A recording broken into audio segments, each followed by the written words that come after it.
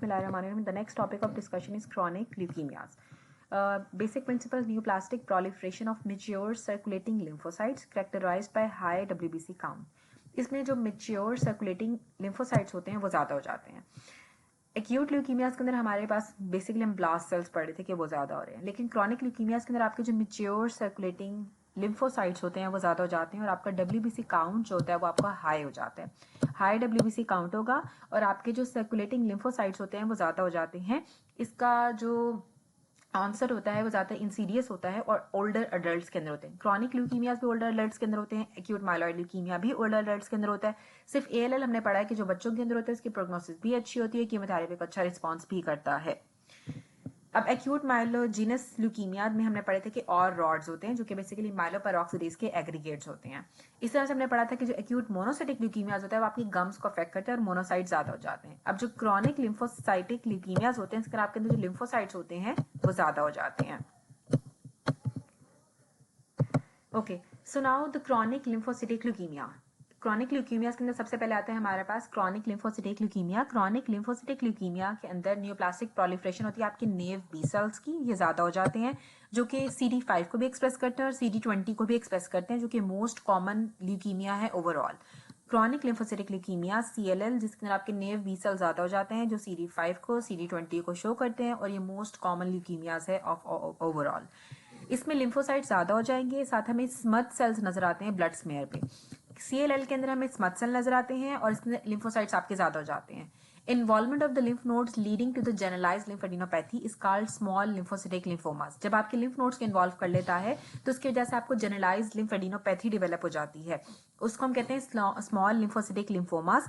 Complication क्या होती है CLL की? एक हाइपोगैमाग्लोबिनीमिया हो जाता है क्योंकि infection is the most common cause of death in CLL. अब इन्फेक्शन बहुत ज्यादा हो रही है जिसका CLL में डेथ हो जाती है और हाइपोगैमाग्लोबिनीमिया हो जाता है क्योंकि बी सेल्स सही नहीं बन रहे हैं तो आपकी आगे प्लाज्मा सेल्स नहीं बनेंगे, एंटीबॉडीज वगैरह नहीं बनेंगी, तो हाइपोगैमाग्लोबिनीमिया हो जाता है. गैमाग्लोबुलिन्स नहीं बनती है, हाइपोगैमाग्लोबिनीमिया हो जाएगा. ऑटोइम्यून हेमोलिटिक एनीमियाज डेवलप हो जाते हैं और इनकी ट्रांसफॉर्मेशन हो जाती है to the diffuse large B cell lymphoma जिसे हम रिचटर्स ट्रांसफॉर्मेशन कहते हैं, mark clinically by enlarging lymph nodes and spleen. अब इसमें बेसिकली क्या होता है, जो क्रॉनिक लिम्फोसिटिक ल्यूकीमिया होता है वो चेंज हो जाता है आपके लार्ज बी सेल लिम्फोमास के अंदर जिसके अंदर रिचटर ट्रांसफॉर्मेशन होती है जिसमें बेसिकली आपकी स्प्लीन एनलार्ज हो जाती है और आपके लिम्फ नोड्स एनलार्ज हो जाते हैं. उसके बाद आता है हमारे पास हेरी सेल ल्यूकीमिया. हेरी सेल ल्यूकीमिया के अंदर आपके मेच्योर बी सेल्स की प्रोलिफरेशन होती है. अब हमने पढ़ा था कि जो आपके क्रॉनिक लिम्फोसिटिक ल्यूकीमिया है उसके अंदर आपके नेव बी सेल्स की प्रोलिफरेशन थी. हेरी सेल ल्यूकीमिया के अंदर आपके मेच्योर बी सेल्स की प्रोलिफरेशन होती है और साथ आपके इनका हेरी साइटोप्लाज्मिक प्रोसेसेस हमें मिलते हैं, इसलिए हम इसे हेरी सेल ल्यूकीमिया कहते हैं. ये सेल्स पॉजिटिव होते हैं टार्टेट रेजिस्टेंट एसिड फॉस्फेटेज के लिए. टार्टेट रेजिस्टेंट एसिड फॉस्फेटेज ट्रैप इसकी निमोनिक है. टार्टेट रेजिस्टेंट एसिड फॉस्फेटेज के लिए पॉजिटिव होता है. जो हेरी सेल ल्यूकीमिया होता है इसमें स्प्लीनोमेगैली हो जाती है क्योंकि आपके हेरी सेल जो एक्युमुलेट हो जाते हैं आपके red pulp of the spleen के अंदर. हम जब बोन मैरो एस्पिरेशन करते हैं तो हमें ड्राई टैप मिलता है क्योंकि पूरी की पूरी बोन मैरो की फाइब्रोसिस हो जाती है. लिम्फेडिनोपैथी आपकी एब्सेंट होती है.